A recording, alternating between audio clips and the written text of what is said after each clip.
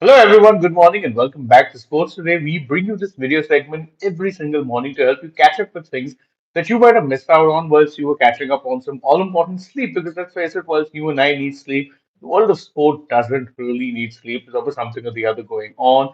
And in this edition of the Morning Wrap, we've got plenty of news to get you up to speed with. Starting off, of course, I'll wish you guys a very, very happy Republic Day. And unfortunately, it being Republic Day does not necessarily free us from the reins of drama coming from the western part of our neighbors. I'm, of course, referring to Pakistan because here's our first news of the day. The Pakistan Cricket Board chairman Mohsin Naqvi has now dismissed the impression that the announcement of their World Cup team basically confirms their participation because he's once again reiterated to not only the players but also head coach Mike Hesson that their participation is hinging on government approval. Once again, continuing on the same thread that he had started out with on Saturday. So the threat of a boycott, as it is, continues on for whatever reason. Why, I don't really know.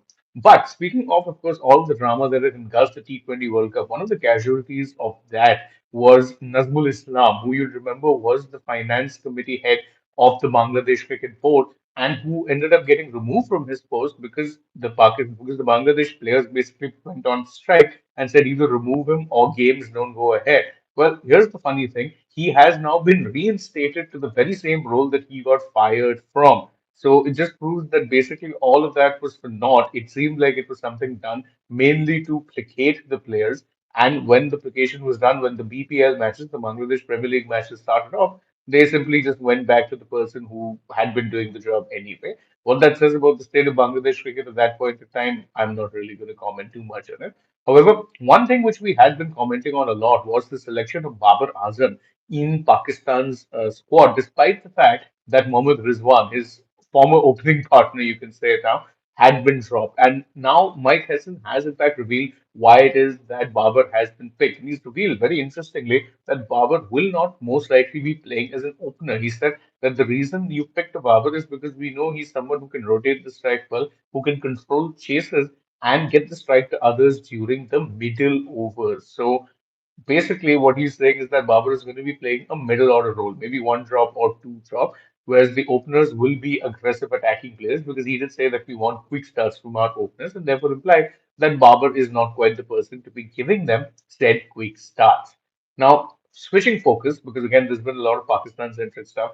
Today, we'll see some WPL Women's Premier League action, and it'll be an interesting match because the Mumbai Indians will take on the Royal Challengers Bangalore in what's a must win match for both teams, but for very different reasons. For RCB, if they win this match, then they are through to the final because they'll have guaranteed themselves a top finish, the top in the table finish. For MI, if they lose this, they will be all but out of contention for a spot in the playoffs. Although, given that they have a positive net run rate, they could still be in for a chance if they win their last game and some other results go their way. Still, though, a very crucial game for MI and even a crucial game, dare I say, for RCB. And continuing on in the franchise leagues, the SA20 have not new champions, but SA20's 2026 edition has seen the Sunrisers Eastern Cape end up winning the title. And this is the third time they've won it, of course, in four editions. So they really have been the dominant side of SA20. And it didn't seem like it was a game that was, in fact, coming up, or it didn't seem like it was a title that was coming up for them because Pretoria Capitals had registered a pretty decent total, thanks, of course, in no small part to Deval Brevis getting a century. But they ended up coming back from that position, fought through, and then ended up getting the title win. So good on them. Congratulations to SEC.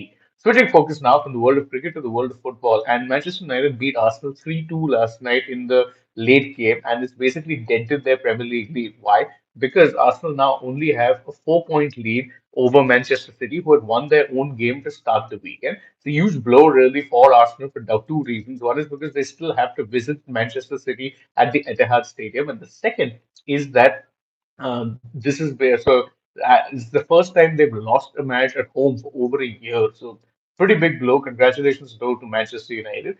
Chelsea fans finally have some reason to rejoice. They beat Crystal Palace 3-1 and continue to stay in Premier League contention as far as the top four is concerned. Also continues on the good start that Liam Rossinier, their new manager, has made to his time as Chelsea manager thus far. Not speaking a lot, but continuing on with the good work that his successor Enzo Maresca has done. More football news, at this time from La Liga. Barcelona beat Real Oviedo 3-0 and continue to stay on top of the La Liga tables, albeit by just 1 point. It's been a bit of a seesaw season this year. Real started out as comfortable leaders, but their decline saw Barcelona end up taking a commanding lead. But now Barca dropped a few points and basically put Real Madrid back on, or put Real Madrid back in contention. Two more news before we call it quits in this edition of the Morning Wrap. Novak Djokovic is through to the Australian Open quarters, but via a walkover. He was supposed to take on Jakub Mensik in their round of 16 game, but Mensik, in fact, ended up pulling out from the game, which basically gave Novak a straight bye into the quarterfinals. And last but not least, very, very important, defending champion Madison Keys. She's been knocked out of the Australian Open by not only a fellow American, but also someone who she ends up podcasting with on quite a few occasions, Jessica Pegula. Obviously, the upset of the tournament so far, but in many ways, most people weren't really projecting Keys to even make it to the semis. That's because she's had kind of a mixed time ever since she ended up winning the title.